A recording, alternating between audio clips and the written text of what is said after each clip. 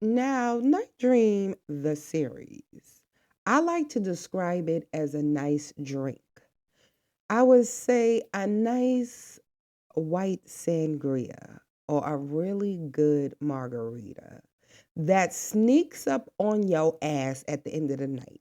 Because this is what this series did to me. I really thought it was a sweet, fluffy type of BL series, but bitch,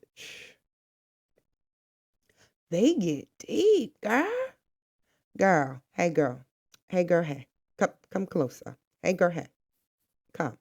They get deep. Okay? So in this series, I get it. Dream is the how should I say? He's the cook. He loves to cook, and if I'm not mistaken, the specialties are like maybe a dessert or like food type of quality rolled up in a pancake type of thing. And Knight is into literature. He wants to be a writer. He loves reading books.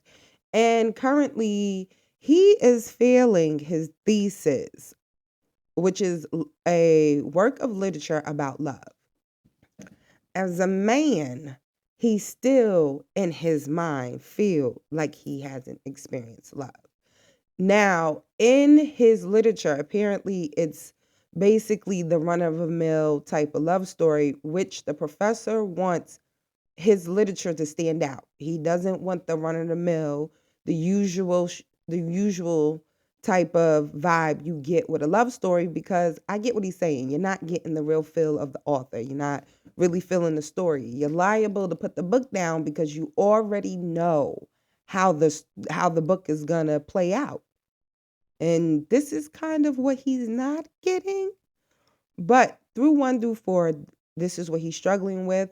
These two get reconnected after being disconnected for about 4 to 5 years after Dream's parents passed away in a accident. Now, there's a young lady in the midst. Her name is I hope I say her name right. It's Namwan. Now, I was perusing on the BL. I still call it Twitter because to say X, it just sounds stupid. But I guess on a Twitter/X, but I was in the space. And I felt a lot of comments like when they said that they feel that Knight should have been very forthcoming with Namwan about his feelings, that he doesn't really like her like that. And I agree. He should have been very forthcoming to it to basically stop her from further embarrassing herself. But a part of me feels, and I said self, and self said, yeah.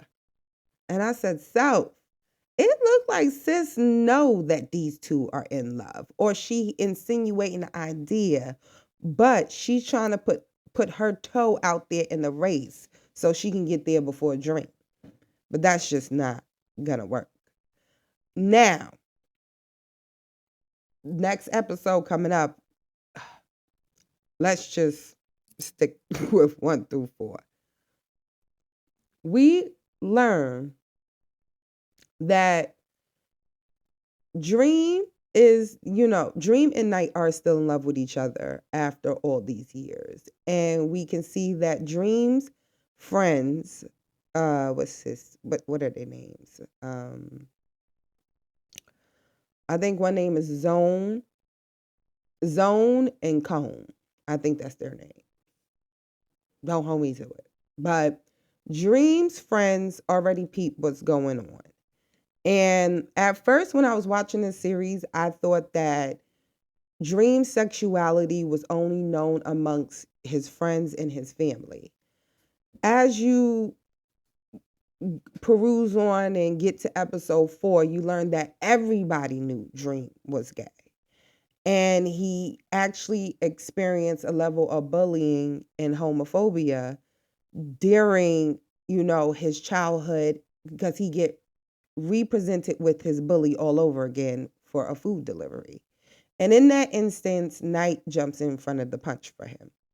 Now, Namwa and Night do go through a roller coaster of emotions. You see Namwa basically pushing Night to tell her how he feels about her. But years ago, she told him that she liked him and she kissed him, and he looked like he was like, what the fuck is going on when she kissed him?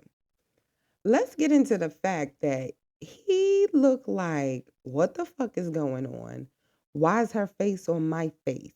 What am I supposed to do right now? That's the vibe he was given. And she was just like, oh, I'm going to give him the best kiss of his life. And it was just like a negative. So I feel like a part of Namwa knew that Night wasn't attracted to her. And with the next episode happening, I hope she navigates that in a smart way, because this series is only 6 episodes. So it's only 2 more episodes left. And they're roughly about 30 minutes long. So I'm curious to know how she's going to respond in the next episode. But when it comes down to my overall opinion of this series and my take on what I saw, I feel like the reason why Knight can't complete his thesis in the proper way that the professor wants him to complete it is because his characters are not representing the type of love that he's unaware that he's been feeling for all these years. He's writing a love story about a woman and a man. In all reality, the person he's in love with is a man. And it's Dream. I feel like in context, he can write the story as a woman and a man. It's just as he writes this story, and why I say what I say is because I feel like Knight feels like he's never been in love because he's never been in a serious relationship, specifically with a woman. So I feel like his character is categorizing for himself. The terms of love should be associated with a woman because he's straight. Now, when it comes to his feelings with Dream, I think it makes Knight question his sexuality. He's trying to figure out where do he land because he's highly attracted to Dream. As you see, like I told you, if you compare the kiss between him and Dream and him and Namwa, complete difference. I don't know which happened first, but I feel like Dream and Knight kissed before him and Namwa. And she doesn't know about it. Nobody knows about it. So it was very shocking to know that they kissed before. It was kind of like the past was repeating itself. And I really enjoyed this scene.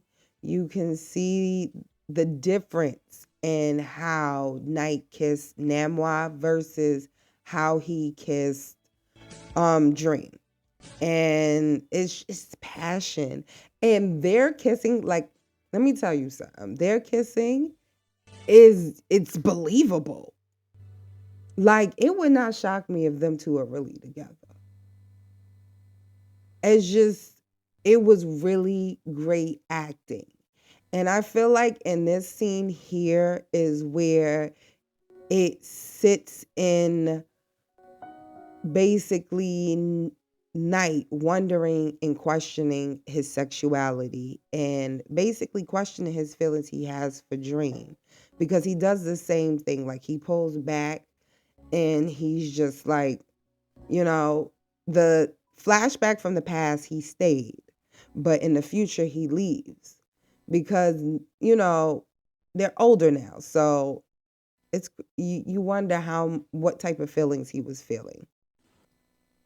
When it comes to the series, it it really brought on a lot. We see that Dream has to make a decision whether he takes the job in Japan or he extend his lease at Tokyo Boy. And it makes you wonder, what will Dream choose? you know? And Night is not really making it easy. He doesn't know what to do with those feelings that he has for Dream. And it's very conflicting for Dream, you know? I feel that if Night is very forthcoming coming with his feelings, I think Dream would stay, you know? And I want to know, who is this person that Dream is going to be hugging up on? Is this an ex-lover or is this another close friend? It's a lot of questions, but you can see that Night is going to be going through it.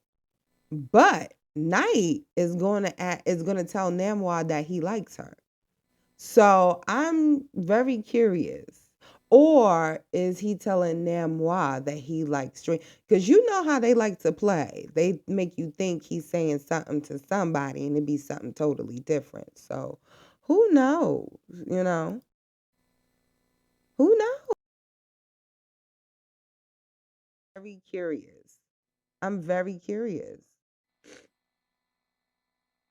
This series is I will honestly have to say was really good.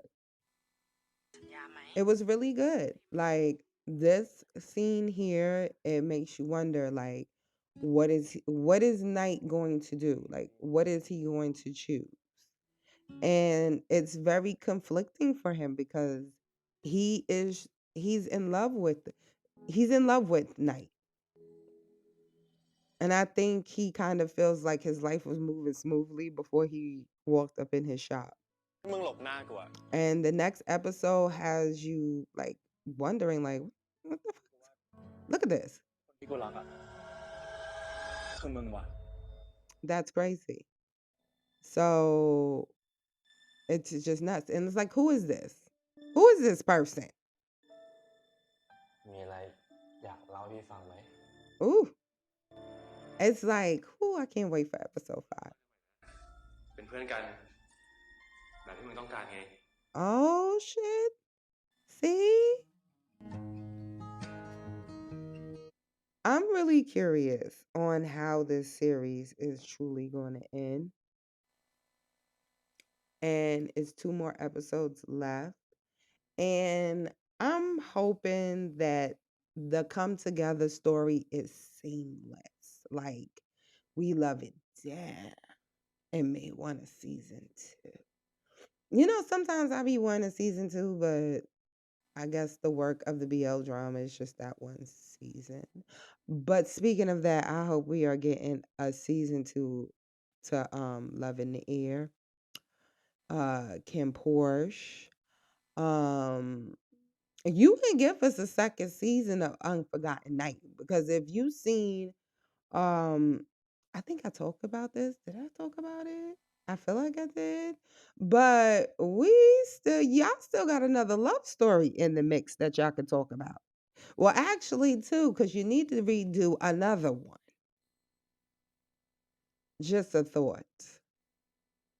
But we can get more out of them series. I'm just saying. To the people. In the words of Funky Dineva. BL drama people. BL drama people. We want a season 2. Just saying. If you guys are not watching Pit Babe or Night Dream, I'll tell you go check it out. They're both amazing so far. Great. Chef's kiss. Both of them, I'm enjoying them. You can eat it up. Go ahead and binge it. All right? If you like, love, and enjoy our videos, don't forget to like, comment, subscribe, hit the notification bell to know when we upload new videos. Also, to see full videos, don't forget to check out our Patreon. And also, until next time, you know, guys, be you, be amazing, be safe. Laters, beautiful people. You asked me to do today. Don't worry, babe. I got you. Don't you know that I'm a demonic bottom? I know that. SOS help! You look so cute today. You know why? Because you have to do my bidding. I look cute, period. Always. Because it's purple. Okay. Purple's for the gays. I purple you. Oh my god, my heart is... It's not about the length, it's about the curve. Okay. Which one am I? You're both lucky for me.